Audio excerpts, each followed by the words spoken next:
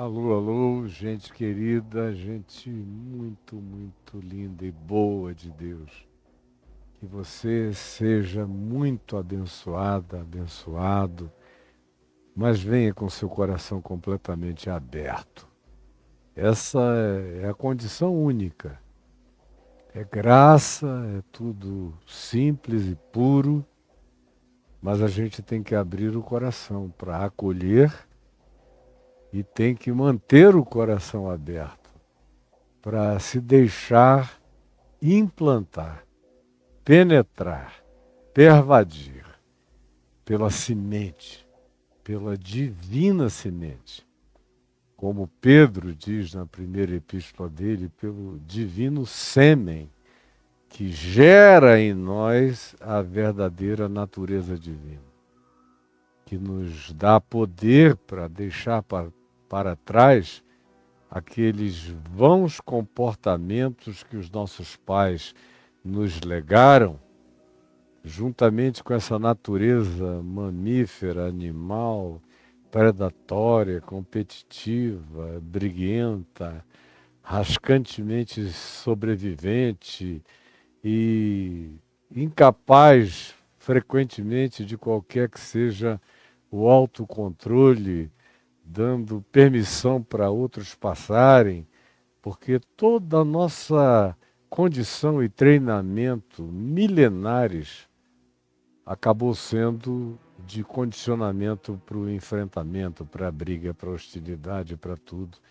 Isso nos reduz a um nível de animalidade, que é o que faz você ouvir o Evangelho, dar razão a Jesus em tudo que ele diz, mas mesmo assim ter a coragem de dizer para você mesmo que se trata de um padrão inalcançável, quando na realidade não é verdade. A gente pode andar e nós só fomos chamados a andar nesse caminho porque ele é possível. Ele não é impossível, ele é possível. É uma porta estreita, é um caminho estreito, mas ele é possível na graça de Deus.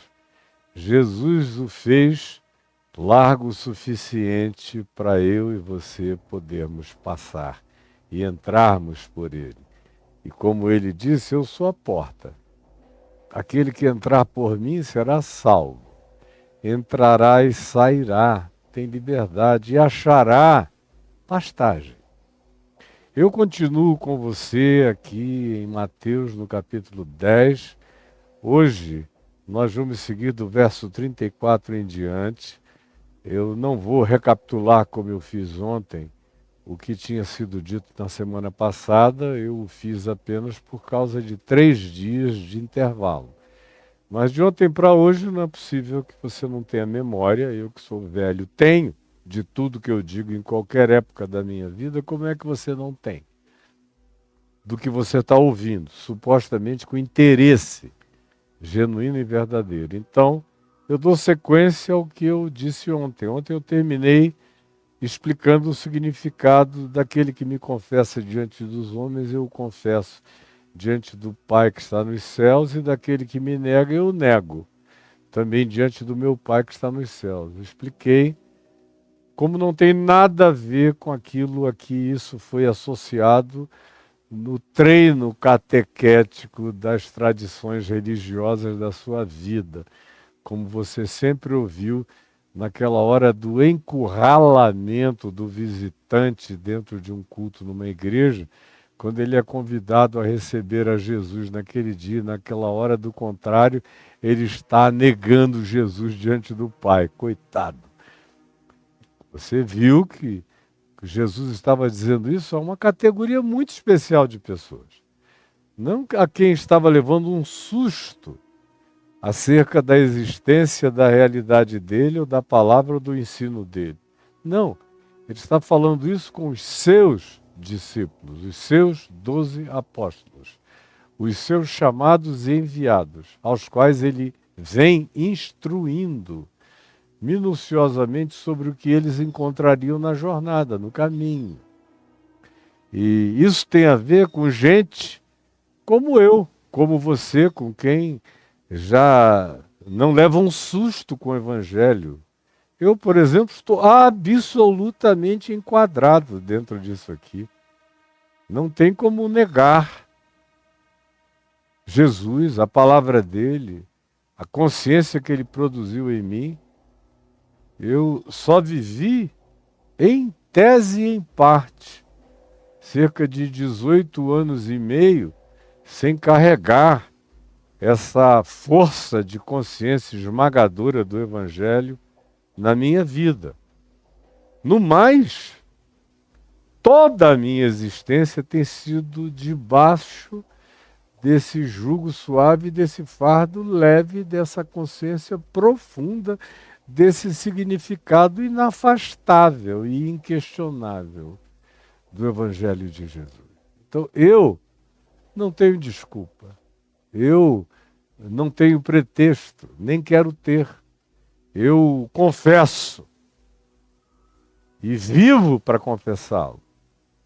E qualquer que seja a retroação, o moonwalking de compromisso que eu pudesse vir a fazer com o que eu sei dele, com o que dele está absolutamente impregnado em mim, me colocaria numa situação incomparável em relação à maior parte dos seres humanos do planeta, que estão nascendo, vivendo e morrendo sem saber de nada. A maioria absoluta. Agora, eu sei o que sei para o meu bem. E graças a Deus tem sido também para o bem de muita gente. Mas o que me é dado como luz, me é pedido como resposta à luz. Deus nunca pede de ninguém o que a essa pessoa não foi dada. Agora, aquele que muito recebeu, desse também muito mais se pede. E eu reconheço que eu tenho recebido muito. Por isso, eu também sei, responsável, lúcido e conscientemente, e também amorosa e seduzidamente, que de mim muito se pede, segundo a consciência que me foi dada, e me é prazeroso responder, da melhor maneira que eu puder, àquilo que me vem sendo dado durante toda a minha vida e que eu tenho tido o privilégio de compartilhar com as pessoas também durante toda a minha vida. E aqui a gente tem no verso 34, na sequência, portanto, da última coisa que eu disse no dia de ontem, Jesus dizendo, não penseis. Não penseis. Ele tem várias introduções que começam aqui com não. A maioria delas é sobre não temer, não ter medo. O não se dar a confiar aos homens inocente e ingenuamente. Ou, diante de qualquer que seja ameaça, vir a se acovardar. Portanto, não temais. Ele repete, numa recorrência que quer dizer o que quer dizer. Agora aqui ele começa com uma negativa, no verso 34, que é a seguinte, não penseis o quê? Que vim trazer paz à terra. Ora, você pergunta, o profeta Isaías não diz que ele, o que viria e que veio 800 anos depois de Isaías, seria o maravilhoso conselheiro, o Deus forte, o Pai da eternidade, o príncipe da paz? Como é que ele diz, não penseis que eu vim trazer paz? Não vim trazer paz, mas espada. Aí tem um grupo de pessoas que dizem, que beleza, vou comprar a minha. Vou virar caque. Vou me armar completamente. Vou aproveitar todas as concessões para me cingir de espadas, sejam elas objetivamente concretas, ou sejam essas espadas, as espadas variadas que a gente carrega mesmo quando não tem nenhuma arma física em casa. Quais são? A primeira delas é a espada da nossa língua, que é assim tratada como uma espada afiada, cortante, ferina. A espada dos nossos julgamentos perversos, precipitados, temporâneos, temerários, que a gente pratica com uma regularidade enorme, muito mais frequentes na vida da gente do que qualquer que seja a verdade que de nós saia. Mas é o que ele diz: não penseis que vim trazer paz à terra. Então, meu Deus, por que ele veio se não é para trazer paz? Se o príncipe da paz não traz paz, pelo menos não ainda. Há uma volta, há uma presença, há uma chegada, há uma parousia, há uma manifestação do príncipe da paz, da volta do Filho do Homem, do Cristo, que se manifestou em Jesus para a humanidade, aonde ele estancará a nossa morte e estabelecerá paz sem fim. É a promessa. Mas aqui, nesse momento da história em que ele entra, em que ele irrompe a partir da placenta e do útero feminino da sua mãe Maria e sai, isso que ele diz, já adulto, com mais de 30 anos de idade, é o que dele se diz quando ele tinha 8 dias de nascido. E foram levá-lo ao templo para ser circuncidado, segundo o costume judaico. Maria e José fizeram isto e o levaram. E se você abrir no Evangelho de Lucas, no capítulo 2, e ler o cântico do homem chamado Simeão, que era um homem cheio de fé e que aguardava a consolação de Deus, e que o Espírito Santo nele habitava, estava sobre ele, e ele tinha recebido uma revelação do Espírito Santo de que ele próprio não morreria sem ver o Cristo do Senhor Deus. Portanto, naquele dia em que Jesus foi circuncidado, se diz que ele, movido pelo Espírito Santo, foi até o templo. Quando os pais de Jesus trouxeram o menino para fazerem com ele o que a lei de Moisés ordenava, ou seja, a prática da circuncisão no 8º dia. E Simão, quando viu a criança, teve um testemunho inarredavelmente abalador do seu coração e tomou o menino nas mãos e disse: agora, nesse dia, nessa hora, nesse instante, agora, Senhor, despede em paz o teu servo, com o teu shalom, porque eu fui visitado pela consciência da paz eterna, segundo a tua palavra. Porque os meus olhos já viram a tua salvação, está aqui, nos meus braços, a qual preparaste diante de todos os povos, não de alguns povos, não apenas dos arianos cristãos, nem tampouco dos judeus de qualquer natureza, pedigree ou por causa de herança genética ou de DNA, não. Tu preparaste a tua salvação para, preste atenção, todos os povos que já tinham vivido, por exemplo, nessa época aqui, civilizações imensas já tinham passado pela Terra durante milênios e desapareceram, até as suas línguas sucumbiram. Mas o Senhor, para quem não existe passado, presente e futuro, apresenta, como Paulo diz, na plenitude dos tempos, aquele que é a encarnação do Cordeiro eterno de Deus, do Cristo eterno, que já tinha feito imolação, sacrifício, autoesvaziamento, morte de Deus em Deus, para criar todas as coisas e em favor de todas as coisas criadas.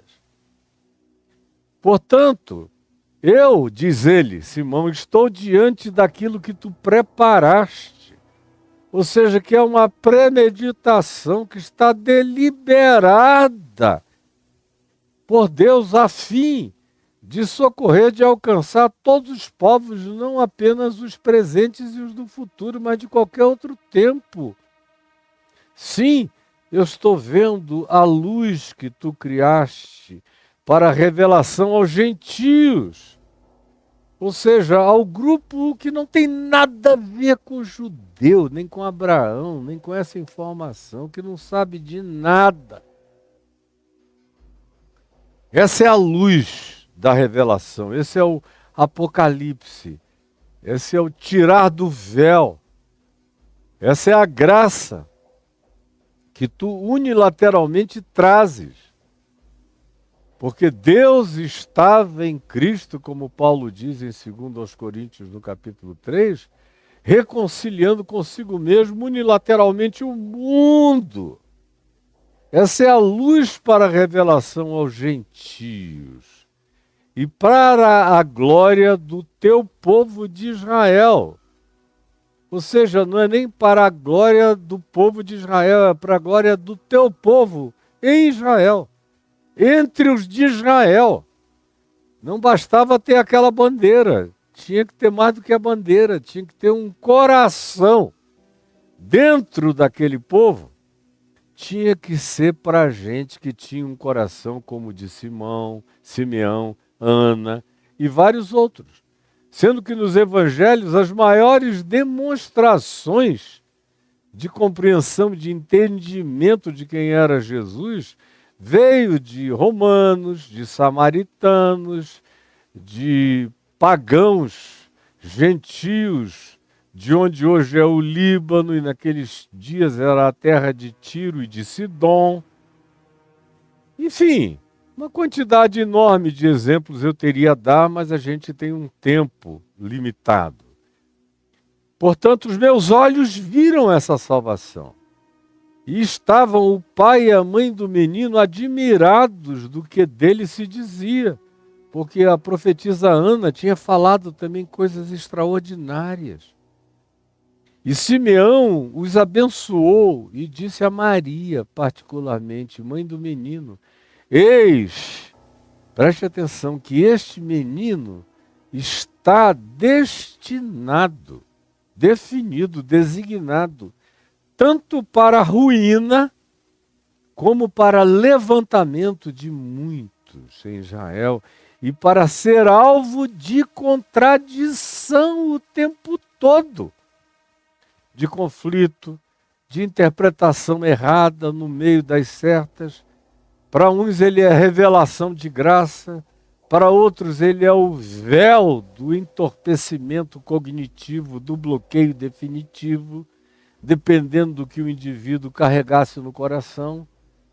E ele acrescenta, dizendo a Maria, também uma espada traspassará a tua alma.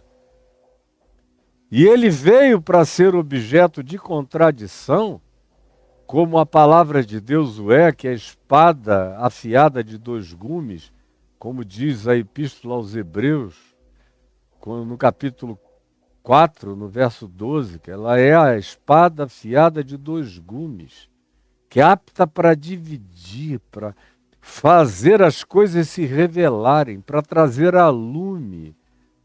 A palavra grega usada no texto de Hebreus 4, 12, 13, que se refere a patentear os segredos ocultos dos corações, é a palavra usada nos lugares de arena, de conflitos de gladiadores.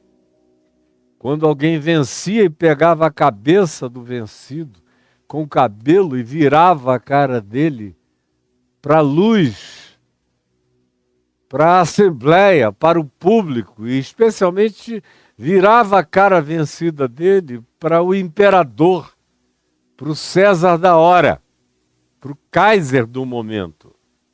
Essa era a palavra usada, tirada da terminologia grega, patenteia as coisas veladas e guardadas no coração da gente. É isso que ele diz a Maria. E conclui, para que se manifestem os pensamentos de muitos corações. Jesus, o Evangelho, quando chega, e chega mesmo, e eu não estou falando, obviamente, de cristianismo, nem de evangélicos, nem de presença cristã, nem de religião, nem de culto, nem de missa, nem de pregação, porque tudo isso está cheio de presépio, presepada, teatralismo e artificialidade e estelionato da mensagem, ou da apresentação genuína do Evangelho, conforme Jesus. Não é disso que eu estou falando. Eu estou falando de quando o Espírito Santo vem e revela Jesus. E você ouve. E não tem como negar agora. Quando você fica diante da inescapabilidade da revelação de Deus, trazida pelo Espírito Santo ao nosso coração. E aí o que Simeão diz é que assim se revelam os pensamentos secretos dos corações. O Evangelho tem o dom de sacar, de desarrolhar, de puxar, de tirar, de puxar com fórceps. Os segredos mais guardados, mais velados do nosso próprio coração. Que se manifestam diante do Evangelho. Não há nada que traga um poder de manifestação daquilo que em nós estava oculto, às vezes, ou na maioria das vezes, oculto até de nós para nós próprios, para nós mesmos. Coisas que nos habitam, que a gente sofre com a presença delas e não sabe nem discerni-las ou nomeá-las. Tanto quanto coisas boas, que a gente vê frequentemente habitando o coração das pessoas e elas não têm nem coragem de abraçar aquela graça, porque não conseguem nem identificá-la como bondade de Deus, independente delas terem sido informadas de qualquer coisa ou terem sabido de qualquer realidade associada àquele tipo de revelação, de mensagem, de conhecimento ou de informação, porque Deus é livre para se revelar a quem quer positivamente e se revelar a quem não quer negativamente. Mas quando o Evangelho esparge a sua luz sobre nós, ou a gente confessa ou a gente nega, e começa dentro de nós mesmos. Decisões são tomadas quando o Evangelho chega. São decisões para a vida ou são decisões para a morte. E que são realidades insofismáveis. Depois que alguém fica cara a cara, vai ter que decidir, vai ter que escolher. E outra vez eu digo, não tem nada a ver com manifestações de natureza religiosa. Tem a ver com aquele elemento de subjetividade, de luz, de entendimento, de discernimento e de compreensão que só acontece quando acontece. E se não acontecer, de fora para dentro, ninguém vai enfiar. Essas coisas têm que brotar no ser da gente. É maravilhoso quando coincide de você ouvir e a realidade já pré-existente, aguardando apenas uma gota de alguma coisa, vem a eclodir dentro de você. Aí é quando a informação desperta o que já está em formação, já está em gestação dentro da gente, mesmo que a gente não saiba. Mas existem aquelas ocasiões em que ninguém recebe a informação, mas o processo gestatório dessa gravidez de Deus do ser humano já está presente. E quando o indivíduo chega e reconhece a possibilidade daquela gravidez de graça, ele tem a escolha de dizer: eu quero parir a luz de Deus na minha vida. Eu quero dar à luz que me foi dada. Eu quero trazê-la à existência como ela mesma me traz à vida. E aí, a paz de Deus que excede a todo entendimento se planta em você. Mas existem aqueles que dizem: não, eu vou abortar. Eu não quero esse menino, eu não quero essa criança, eu não quero esse modo de vida, eu não quero essa maneira de olhar, de crer, de existir, de ser, de me apresentar ao mundo, e nem quero ter compromisso com essas raízes, nem com o fruto dessa semente, não quero. E não é uma coisa muito rara, não, é frequente. Que mesmo diante da inegabilidade da realidade de Jesus, alguém venha entorpecer, a endurecer o coração, como foi o caso de Faraó, com todos os sinais de Deus diante da cara dele, ele todavia endurecia o coração, sistematicamente. Então, voltando ao texto de Mateus 10:34, Jesus diz: não penseis que vim trazer paz à terra, porque não é a condição sine qua non, ele veio, logo haverá paz na terra. Não. Haverá paz para quem quer paz, para quem é filho da paz, para quem ama a paz, para quem prefere se entregar e viver e percorrer a senda da paz. Mas tem gente que odeia a paz. É gente da espada mesmo. É gente do ódio. É gente que, quando você pergunta, escuta, você é preparado para quê? A pessoa diz: para matar. Para matar. Infelizmente, esse grupo cresce entre nós assustadoramente na terra inteira. Os que vieram para matar. Esses são aqueles diante dos quais não existe palavra de paz, príncipe da paz, evangelho da paz, proposta de paz, que eles acolham. É como diz o Salmo, são esses aqueles que, quanto mais eu falo de paz, mais eles gritam sobre a guerra. E os seus gritos prevalecem. Por isso é que Jesus diz: não penseis que vim trazer paz à terra. Porque nem todos estão querendo viver a vida que vocês podem estar desejosos de abraçar. Não vim trazer paz, ao contrário. A minha presença neste mundo traz espada, traz uma dialética de conflito. E a espada não é a dos discípulos dele contra os que não o queiram. Ao contrário, os que são discípulos dele andam em paz e não negociam qualquer que seja a proposta alternativa para deixarem de serem apenas e tão somente manifestação desse Deus de misericórdia, graça, paz e amor, verdade e justiça revelado em Cristo Jesus. Não, são os outros. Eles é que vão me odiar, como Jesus disse aqui explicitamente: não os temais, não os temais, não temais, não temais nem o diabo nem o inferno. Não temais a ninguém.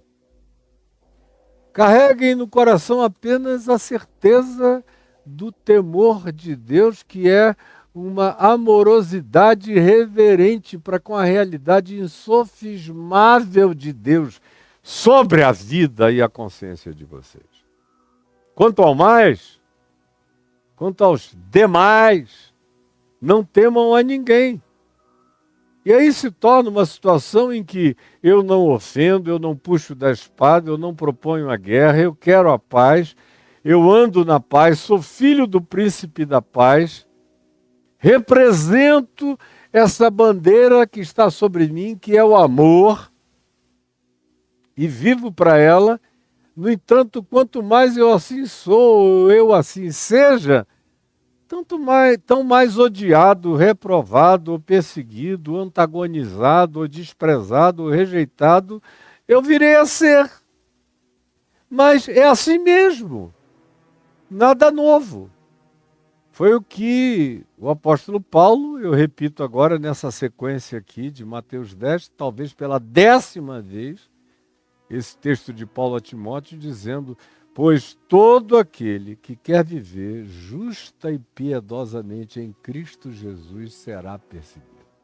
Todo aquele, sem exceção, que quiser encarnar isso aqui, vai sofrer perseguição, vai ser amado pelos filhos da paz, que infelizmente não são tantos, não são todos, nem são a maioria, vai ser desprezado por uma grande maioria, cuja ação ferina é de desprezo, é de indiferença, e vai ser odiado por aqueles que não suportam a luz, o amor, a graça, a justiça, a verdade, a compaixão, a misericórdia, a solidariedade, a paz, ou seja, não suportam as pautas de Jesus e do Evangelho. Aí esses vão te odiar. Tudo que você encarne da bondade de Deus, para eles é ofensivo. Eles acham que você os está provocando. Eles acham que a sua vida é uma demanda para que a deles se torne igual. E mesmo que você passe silenciosa, calma, tranquila e serenamente, vivendo a sua existência sem trazer nenhum juízo, a sua mera maneira de viver, a sua própria realidade existencial, já é ofensiva para essas pessoas. Elas se sentem molestadas. Você já experimentou isso? Quanto mais você busca a paz, mais eles gritam pelo ódio, pela guerra, pela confrontação. Quanto mais você tenta levantar o sarrafo para você mesmo na sua própria existência, mais eles odeiam você, mas eles acham que isso tem a ver com arrogância, soberba, com uma atitude de supremacismo piedoso seu contra o resto da vida e contra o mundo. É claro que se você encarna minimamente o que Jesus ensina, você sabe do que eu estou falando. Infelizmente, mas é verdade. Ele não veio ainda trazer paz. E olhe para esses 12 que ele enviou e os chamou pelo nome.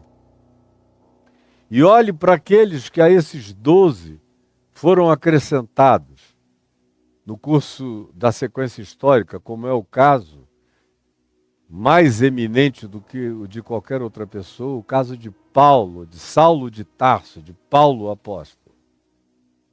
Veja que dentre esses 12, 11 foram imolados, decapitados, crucificados, apedrejados. Ou um único, como João, foi colocado em ostracismo, para morrer sozinho, sem companhia, sem diálogo, sem voz, sem presença, em solidão total, numa ilha, no meio do mar Egeu, só ouvindo ondas como de muitas águas, anunciando-lhe ao coração a realidade vindoura do encontro de Deus com os homens, na maior expectativa do seu coração, que era de que o Cordeiro de Deus que tira o pecado do mundo que ele conhecera, sobre cujo peito ele reclinara a cabeça na juventude, voltasse logo. E Paulo foi decapitado em Roma. E tantos outros que por causa dele foram feridos de maneira terrível, ou colocados em abandono, ostracismo, ou foram classificados como pessoas dignas de serem queimadas vivas, ou apedrejadas, ou exiladas, e que tiveram que fugir, ou que tiveram que se ausentar, evadir-se de algumas circunstâncias, situações ou processos, do contrário, seriam eliminadas, ou são. Mas nós temos a história inteira com essa corroboração, com essa afirmação, de modo que nenhum de nós deve dar-se ao direito de ficar assustado. Ele prossegue dizendo: pois vim causar divisão entre o homem e seu pai, entre a mulher e a sua mãe, entre as figuras que naturalmente deveriam ser as mais inafastáveis. Se houver, e se houvesse, e quando há, um mínimo de saúde relacional, nenhum pai rejeita o filho, nenhum filho rejeita o pai. Embora, outra vez, eu tenha que dizer que o planeta e essa explosão demográfica humana terráquea seja mais caracterizada por essa divisão entre o homem e seu pai, o homem ou a mulher e sua mãe, do que por qualquer outra coisa, infelizmente. A gente está chegando a um ponto em que se cumpre aquela profecia de Paulo, falada a Timóteo, na segunda carta dele a Timóteo, no capítulo 3, quando ele fala da morte dos afetos naturais. E ele diz: vai chegar a hora em que os seres humanos serão completamente implacáveis.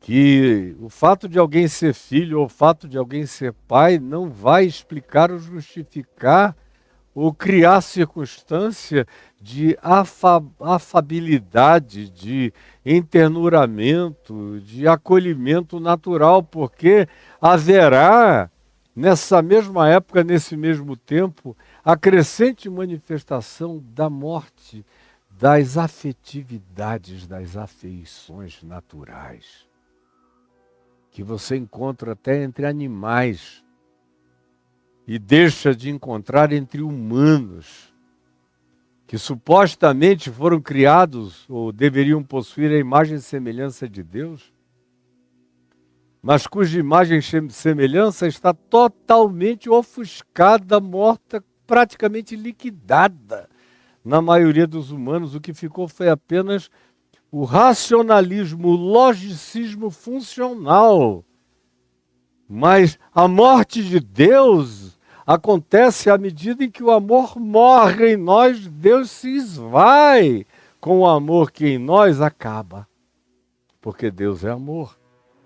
E quem não ama não tem Deus, assim como todo aquele que ama tem Deus, procede de Deus, é de Deus e conhece a Deus e anda com Deus. Portanto, é simples entender que, sendo a minha palavra como ela é, e se vocês encarnarem essa palavra e se tornarem semelhantes a mim, eu digo outra vez: o discípulo não está acima do seu mestre, nem o servo acima do seu senhor. Se me trataram de um dado modo, é desse mesmo modo que tratarão vocês.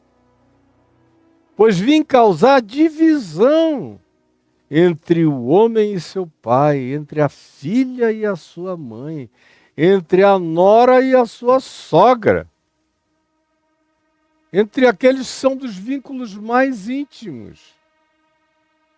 A minha presença, em outras palavras, o que ele está dizendo é: suscita o espírito de Caim. Levanta um irmão contra outro irmão. Levanta pai contra filho, filho contra pai, filha contra mãe e vice-versa. Ou aquela que seria uma filha em potencial, uma nora, passa a ser objeto de ódio. E o contrário também, dependendo de quem ande na luz e quem não ande na luz. O ajuntamento consanguíneo, é o que Jesus está dizendo, não bastará. Quando alguém encarnar a palavra do Evangelho, isso é tão divino, é tão sublime, é tão superior, é um sarrafo tão mais elevado, que aqueles que não querem, que não queiram, que não gostem, que não suportem, que arranjem como desculpa para si mesmos o pretexto de não alcançarem tão alto, ficarão com ódio de você. E não saberão nem explicar tamanho ódio, mas o fato é que a realidade o demonstrará pelo empedernimento do coração humano. Não vai dar para negar o quão empedrados se tornaram. Assim, os inimigos do homem, por causa disso, por essa razão, é o que esse assim significa, ou desse modo, os inimigos do homem serão os da sua própria casa. Quanto mais próximos de mim, mais perigo eu corro de que dali se levante o pior antagonismo que eu possa vir a conhecer.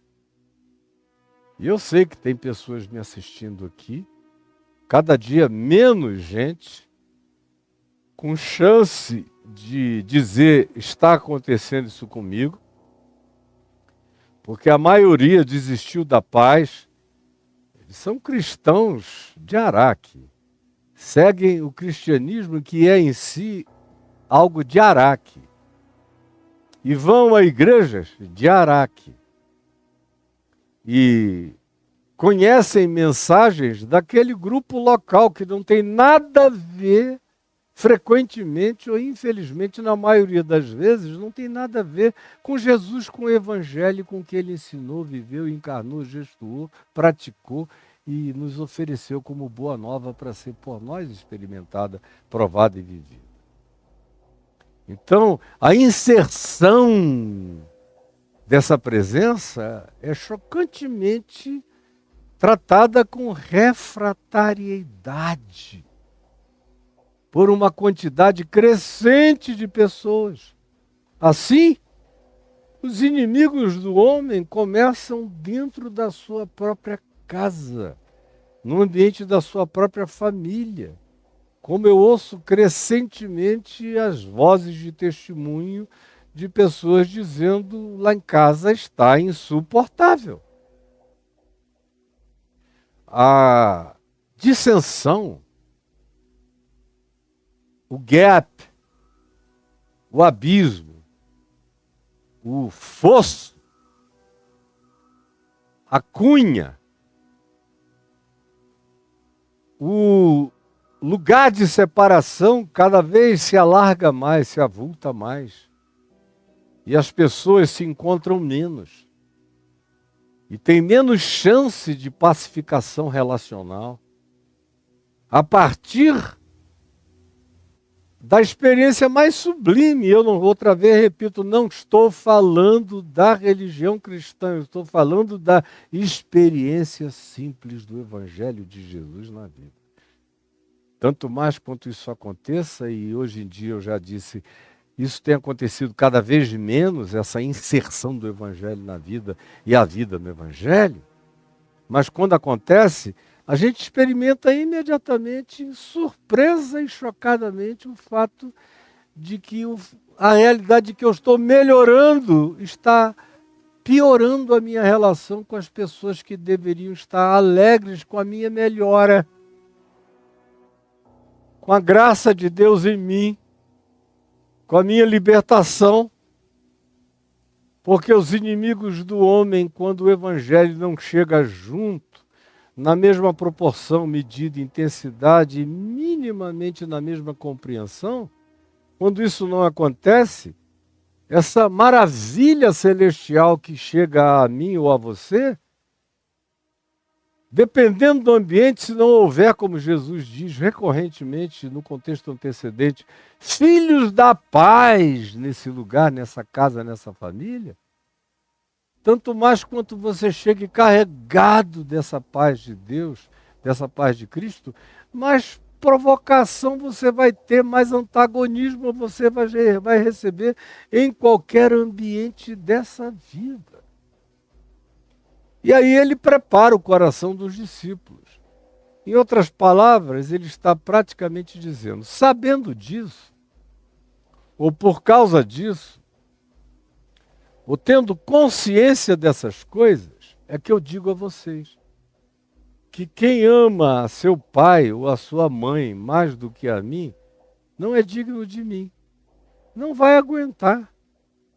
Se você tem uma relação de natureza patológica, de dependência emocional, sentimental, com seu pai ou sua mãe, ou vinculamentos de natureza perversa, ou relacionamentos tóxicos, porém produtores de codependência relacional, e quando você se apresente em estado de melhora produzido pelo Evangelho, venha a sofrer embate, choque, se você não amar o que você está encontrando, a vida, a graça, o perdão, a pacificação, a sublimidade de Deus em Cristo Jesus, que estão se enraizando em você mais do que qualquer outra coisa, se você não tiver coragem de deixar pai e mãe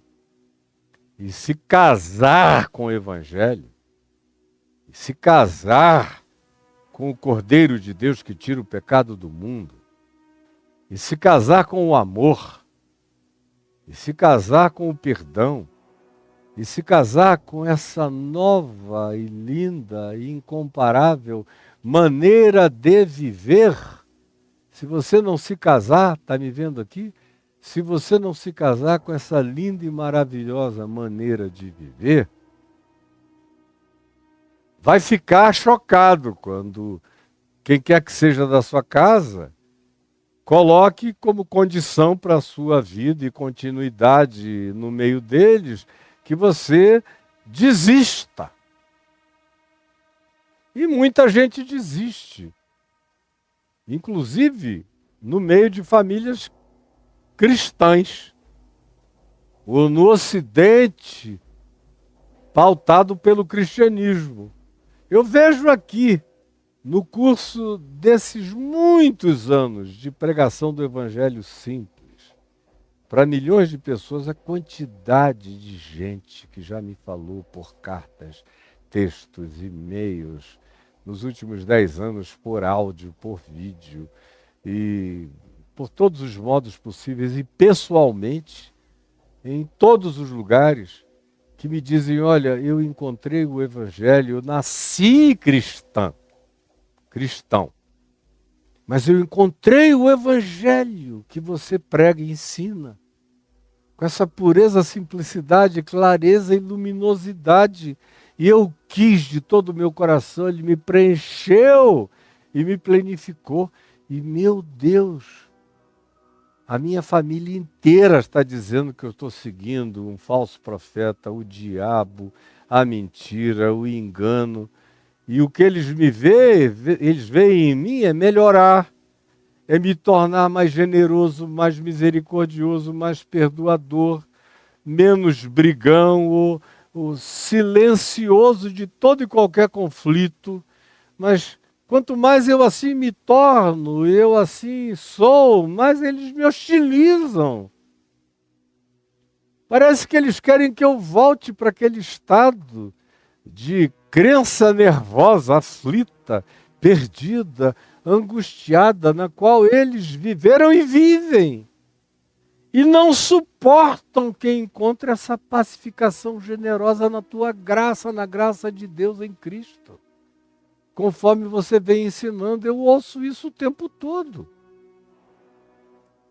Portanto, não há nada mais consequencial do que Jesus preparar o coração dos seus discípulos, dizendo: saibam disso e não desenvolvam nenhum tipo de dependência, de codependência, de nenhum nível ou natureza.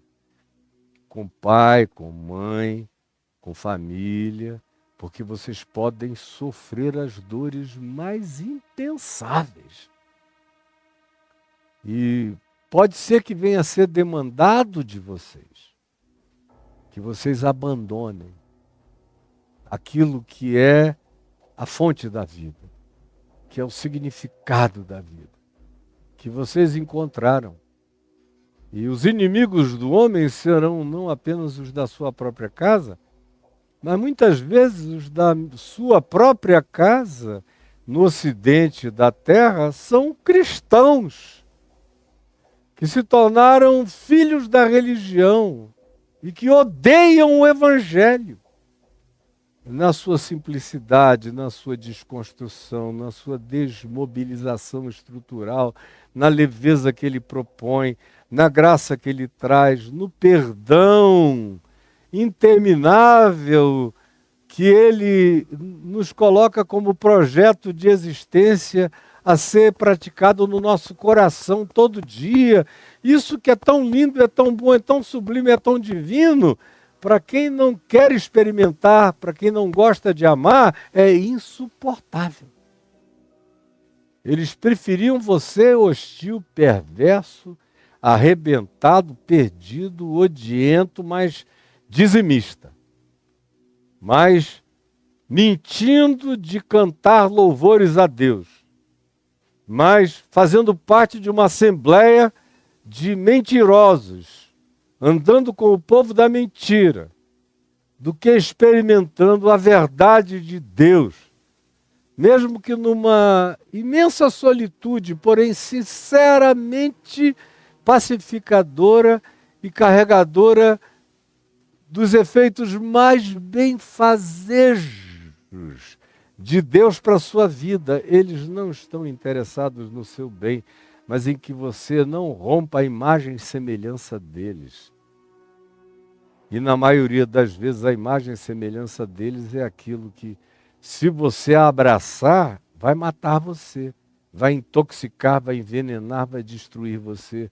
Infelizmente a existência está carregada da inegabilidade dessa verdade.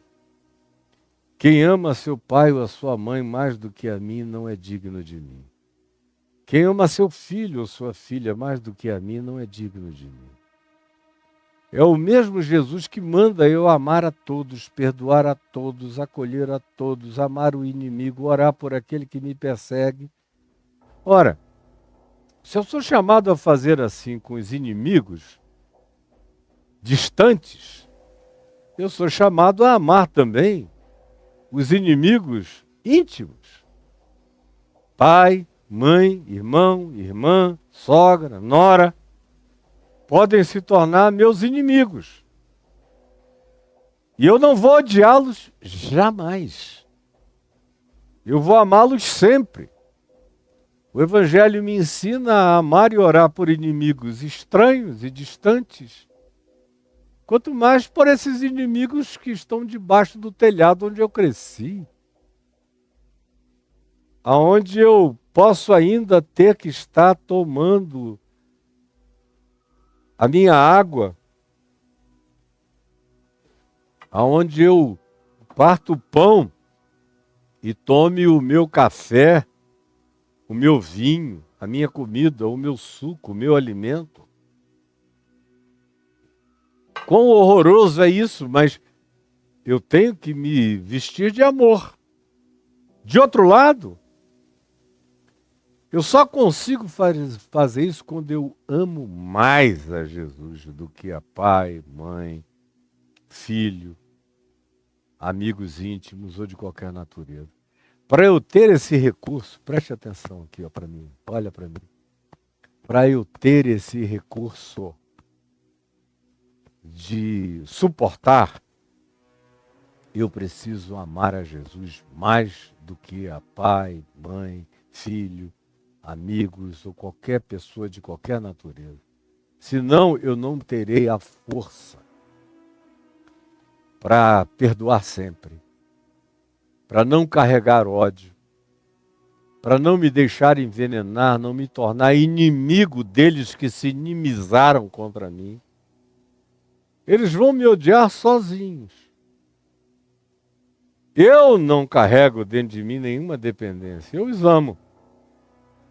Mas eu os amo abaixo do meu amor por Cristo Jesus, pelo Evangelho, pela palavra da vida que me eterniza, que me cristifica, que me projeta para a certeza dessa glória eterna que me aguarda e que me fortalece e me consola para enfrentar toda a luta, conflito, tribulação, choque, guerra, embate, por mais estranhos e odiosos que sejam aqueles que contra mim se levantem. É uma questão deles, é um problema deles.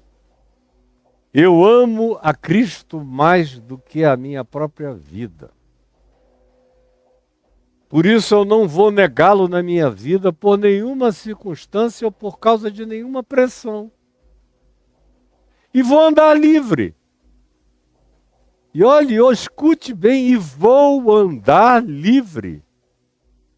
Porque é só quando esse estado de coisas existencial, emocional, psicológico, espiritual, afetivo, se instala dentro de mim, é que eu tenho a condição de andar livre. Livre das garras de quem quer me prender ou me maltratar, e livre de eu mesmo me tornar idêntico a eles no embate, no choque, no conflito, me piorando porque eles não quiseram melhorar a sua própria vida no Evangelho de Cristo Jesus.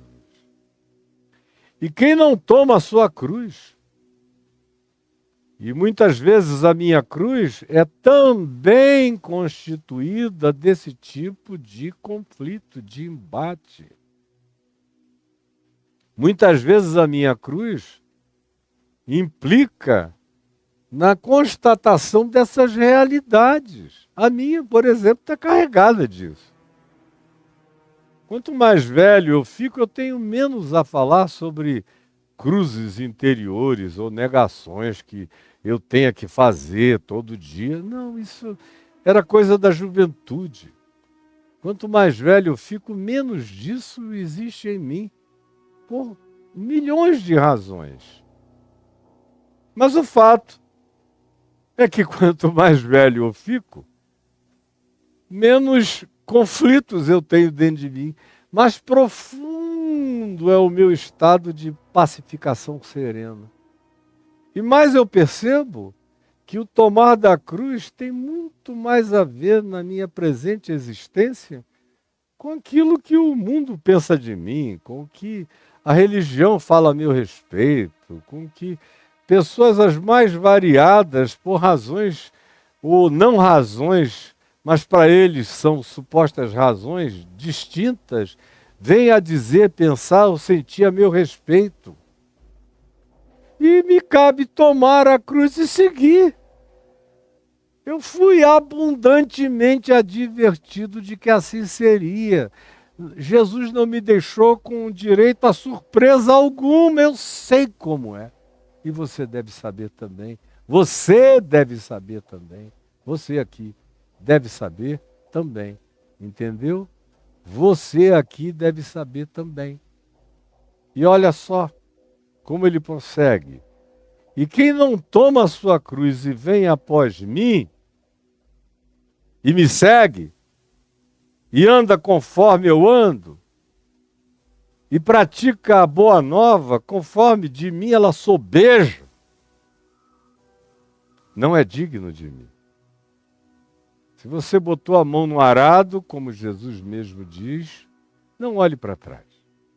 Senão você não é digno de caminhar numa vocação tão sublime, tão elevada do reino de Deus. E aí ele conclui, e eu quero concluir hoje aqui também.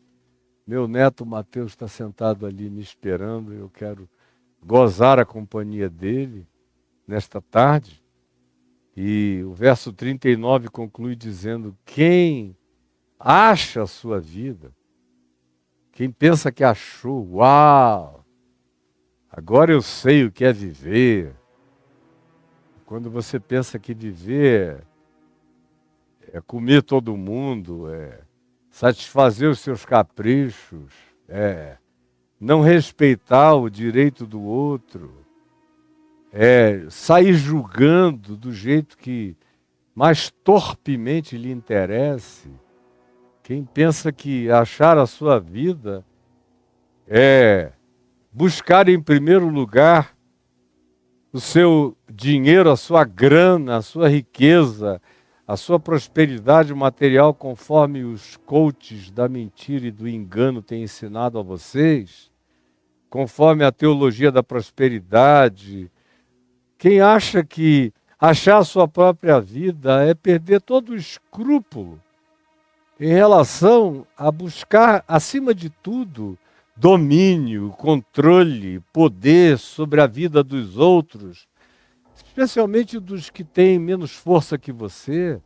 Você quer fazer parte dos grupos mais poderosos, quer estabelecer a sua participação em qualquer que seja o reino de domínio sobre os outros.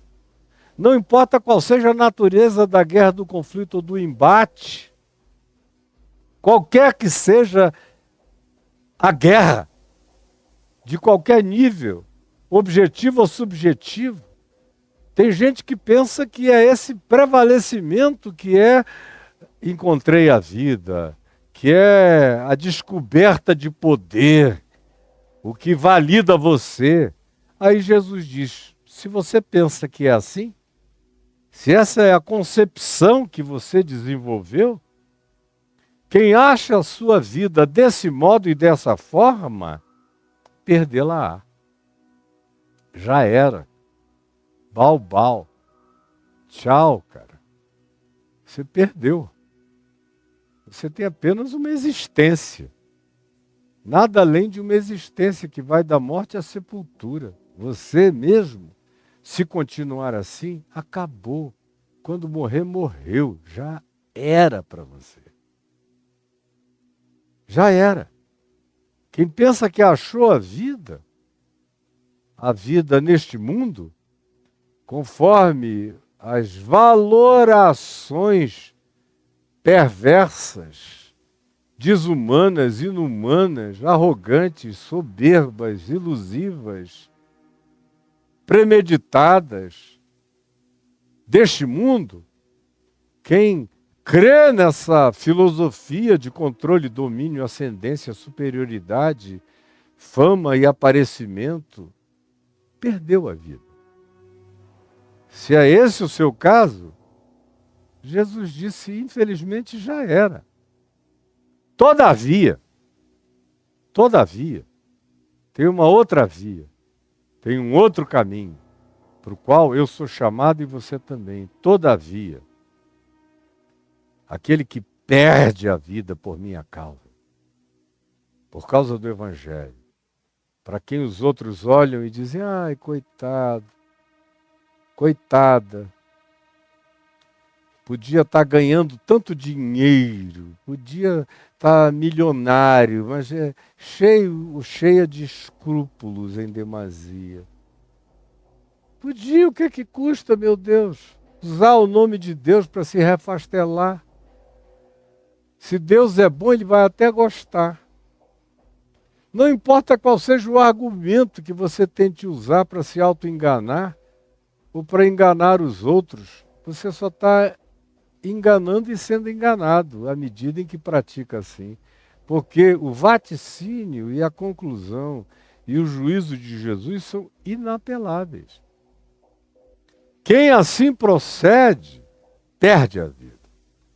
Todavia, quem perde a vida e é julgado pelos outros como se estivesse perdendo oportunidades, perdendo direitos e perdendo chances, e perdendo bens, e perdendo recursos, e perdendo, ou doando muito, ou se entregando demais, é um coitado, não aprendeu ainda a viver.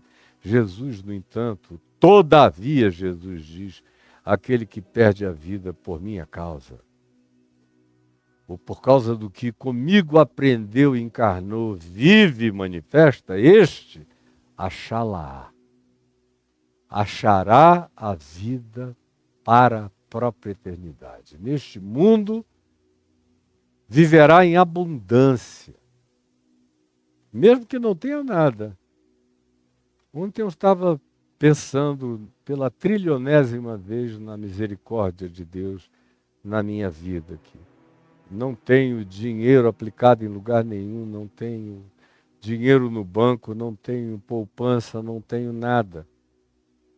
Mas só nessa semaninha, nesses 3 últimos dias, quantas pessoas interessantes que me amam, me ouvem e me respeitam, não me chamaram dizendo, olha, eu estou com tanta saudade de ver você tendo descanso, no lugar de descanso que eu tenho, eu não vou estar lá, mas eu queria ter o privilégio de mandar uma passagem para você e para a Adriana, para vocês virem para minha casa aqui numa praia reclusa, no litoral, aí me manda aquela foto daquele lugar lindo.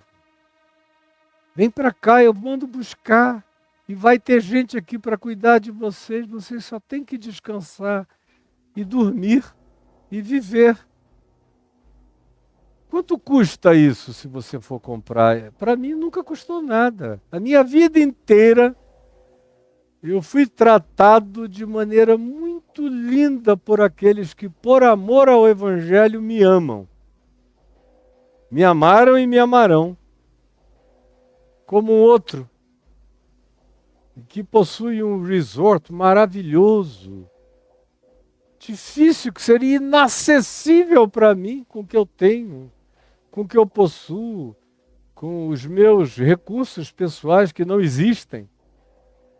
Eu jamais teria condição de ir lá, mas sou sistematicamente convidado para ir, para repousar, para descansar, para me deixar tratarem bem nos níveis em que eles podem. Ou são outros que me telefonam e dizem, olha, eu acabei de comprar uma coisa que eu só pensei no Senhor. Linda, linda, maravilhosa, agradável, com uma vista incomparável. Nunca tive nada assim na vida e eu queria que você fosse a primeira pessoa que viesse aqui com a Adriana para experimentarem esse meu prazer, essa minha alegria, compartilharem-na comigo. Ou é o outro que mora em outro país e diz, olha, eu queria mandar te buscar. Ou é o outro que viaja sempre, que tem meios próprios de viagem, que diz para mim, escuta, eu vou sozinho no meu avião, será que eu posso te levar de vez em quando para um lugar onde você queira ir e te trazer quando você queira voltar, só para eu ter a alegria de ter um convívio contigo na ida e na volta? E eu poderia sair multiplicando aquilo que é a oferta de generosidade. Para quem não possui nada, não se preocupa em ter nada, abriu mão de tudo e se satisfaz com o que vem, com o pão nosso de cada dia que o Pai nos dá hoje. E como Ele é fiel, e como nada nos faltará, embora Jesus mesmo, nesse mesmo texto aqui no Evangelho de Marcos, ele diz, vocês receberão no meio de todos os conflitos, muitas vezes mais, 100 vezes mais, casas, fazendas, confortos, acolhimentos. Não tendo nada, vocês terão muito mais do que jamais teriam possuindo tudo. E isso, Jesus termina dizendo, com perseguições. E com perseguições. Quando eu leio esse texto, eu só me lembro do meu pai, que está gozando a glória eterna de Deus, que era o que ele mais desejava penetrar na vida e chegar logo.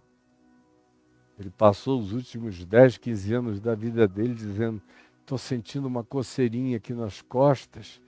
Aí a pessoa que não sabia dizia, o que é? Posso ajudar, pastor? E ele dizia, não, são as asinhas que estão crescendo, porque está chegando a hora de eu voar para minhas moradas eternas em Cristo Jesus. Eu só me lembro dele, quando ele botava o dedinho dele dizendo, meu filho, 100 vezes mais, que foi o que ele fez, abriu mão de tudo. Tendo tudo, abriu mão de tudo. Não tem mais nada, mas terá 100 vezes mais. E com perseguições. Os que o conheceram lembram bem daquele dedinho manso dele. E com perseguições, meu filho. Mas eu vim, disse Jesus, para que tenham vida. E a tenham em abundância.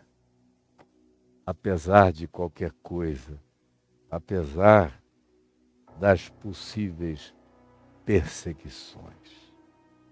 Senhor Jesus,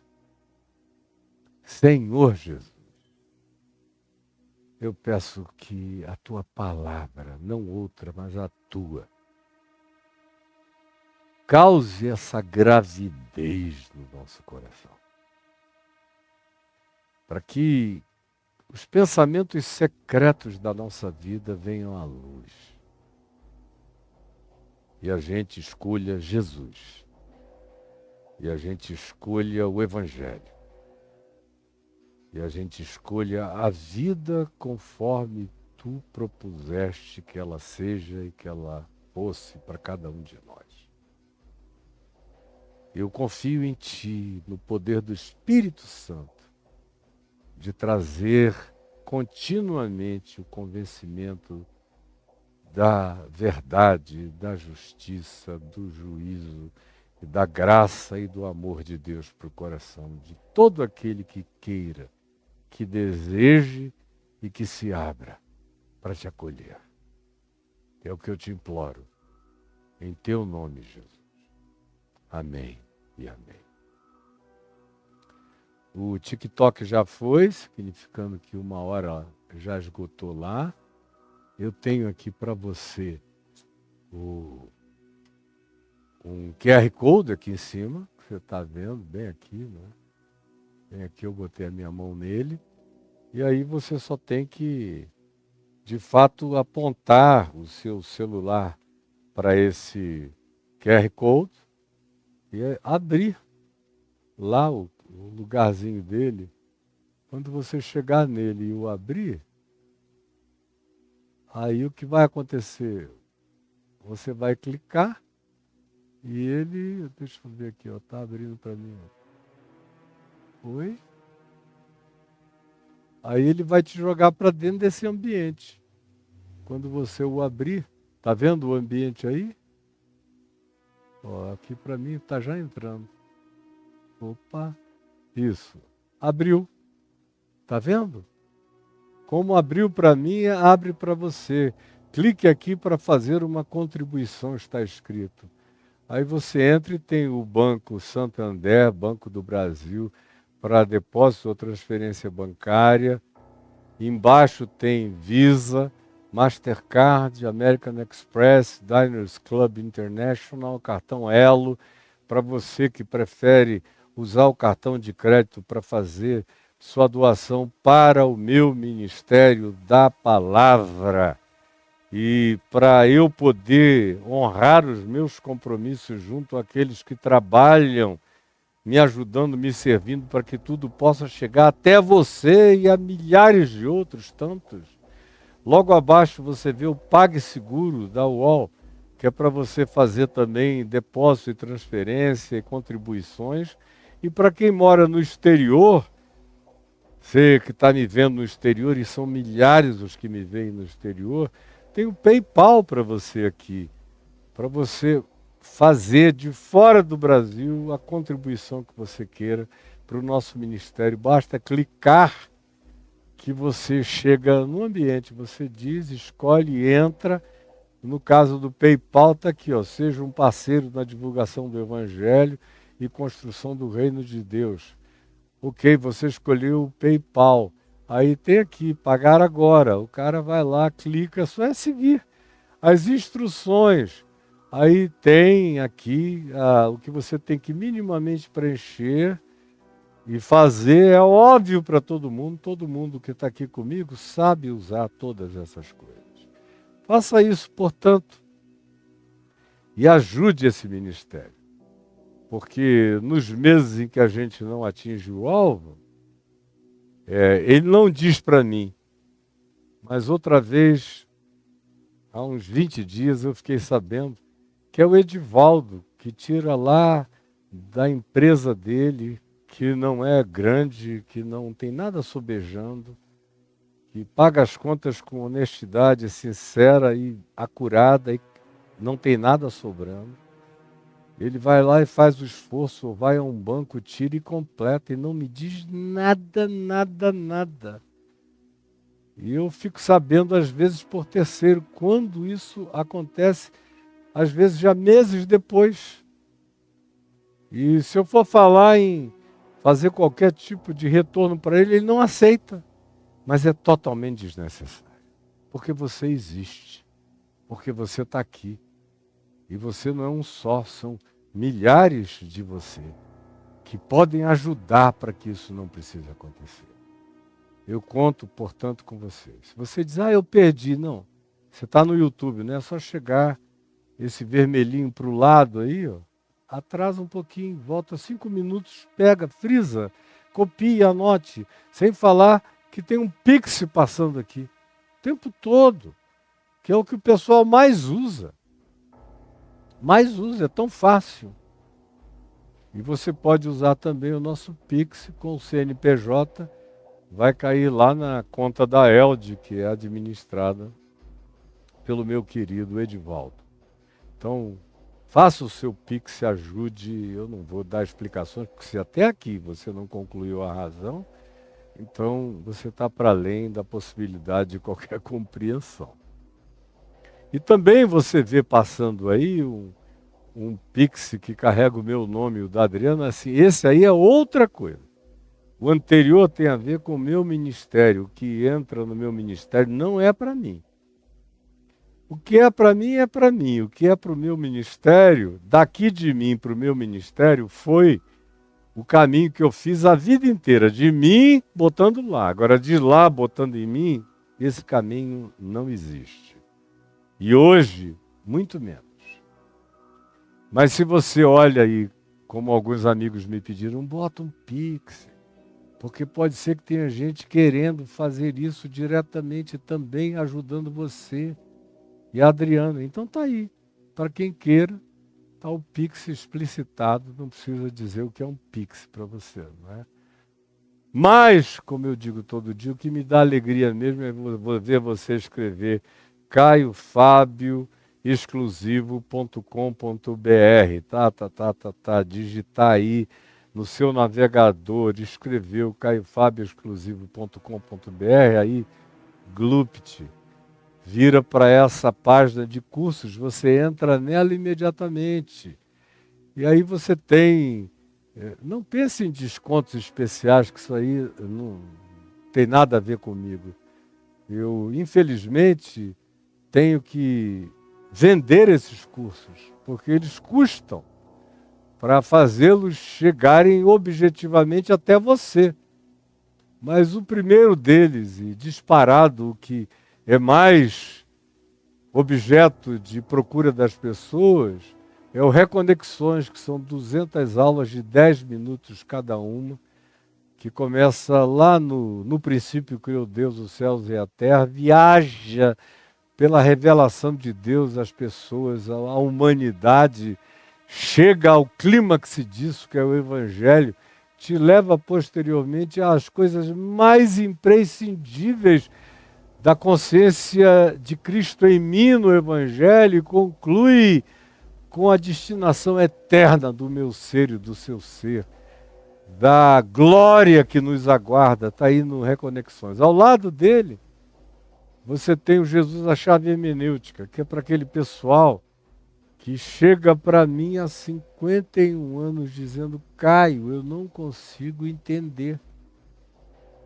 Como é que o Deus do Velho Testamento manda matar, esfolar, não deixar nem raiz nem ramo, matar velhos, mulheres e crianças, não deixar nem a memória daqueles povos, extinguir todo mundo. Alguém toca na arca da aliança e cai morto. Se entrar no templo e não for a pessoa adequada para botar o pé no limiar dos santos, é torrado vivo. E no Novo Testamento, nos Evangelhos, você encontra outra atitude de Deus em Cristo. É graça, é amor, é misericórdia, é acolhimento. São declarações impossíveis e impensáveis que na lei de Moisés seriam consideradas abomináveis, mas são os que Jesus diz quando afirma, por exemplo, em verdade eu vos digo, que muitos publicanos, meretrizes e pecadores vos precedem no reino dos céus. Como é que eu vou dormir com esse barulho ou conciliar essas coisas? Há uma esquizofrenia em Deus, como é que eu vou entender? Volta para lá, para aquela página do Jesus, a chave hermenêutica. Como é que eu vou entender? Aí eu digo, você tem que fazer o meu curso. Jesus, a chave hermenêutica, embora eu tenha explicado isso tanto no curso da vida, que só não entendeu quem não quis, ou aquele que achou que não lhe era conveniente. Porque uma vez que você entende, nunca mais você consegue ler a Bíblia do mesmo modo. Quando Jesus passa a ser a lente, o Evangelho passa a ser a lente, aí você fica de tudo que seja Velho Testamento, só o que é conforme Jesus. O que não é conforme Jesus não entra. Acabou. Como Paulo disse, caiu em caducidade. Caiu em esclerosamento. Como diz o escritor de Hebreus, eram sombra de coisas que deviam chegar, e em Cristo Jesus, no Evangelho, já chegaram. Nós temos o permanente, o definitivo. Aquilo era temporário, era passageiro. Só quem não conhece mesmo o Evangelho e os ensinos dos apóstolos, e, por exemplo, nunca quis ler a Epístola dos Hebreus, que é tão óbvia e simples, é que pode fazer argumentos contrários. Aqueles que estão me seguindo aqui nessa exposição de Mateus, quando a gente chegou no capítulo 5, me viram passar 1 ou 2 semanas explicitamente explicando essa diferença que está aqui. E no curso Jesus, a chave hermenêutica, você tem tudo. Assim como tem tudo no caminho do discípulo. Em cada um desses cursos que aí estão, quando você os adquire, qualquer um deles, uma parte vai para os que trabalham lá, que estão trabalhando enquanto eu estou aqui falando. Tem gente aqui no Rio, em São Paulo, trabalhando para as coisas chegarem até você. E uma outra parte vem para eu comer, beber, pagar meu aluguel, luz e água para viver. Meu plano de saúde com a minha mulherzinha, a gente está velho e com algumas comorbidades, é tudo muito caro, muito difícil. E só de remédios que eu pago para diabetes, para manterem a vascularização cardíaca boa no meu coração, para me darem rejuvenescimento, que pela misericórdia de Deus não me tem faltado. Eu sou um homem forte pela graça de Deus. Mas eu preciso viver todos os dias. A maneira como você que diz que gostaria de participar da minha vida pode fazê-lo e a si mesmo ajudar-se enquanto faz o que você gostaria de fazer em meu favor, é adquirindo os cursos do caiofabioexclusivo.com.br. Que Deus abençoe você, que você fique na graça de Deus. Hoje é quarta-feira, eu volto com vocês amanhã, com a graça de Jesus. Eu sei que Ele vai me dar a alegria de estar com você amanhã outra vez. Por hoje, a gente fica aqui. Amanhã, a gente prossegue do verso 40 em diante. Que o Senhor seja comigo e com você e nos fortaleça para que ninguém desista, ninguém desanime, ninguém volte atrás. Em nome de Jesus. Amém, amém e amém.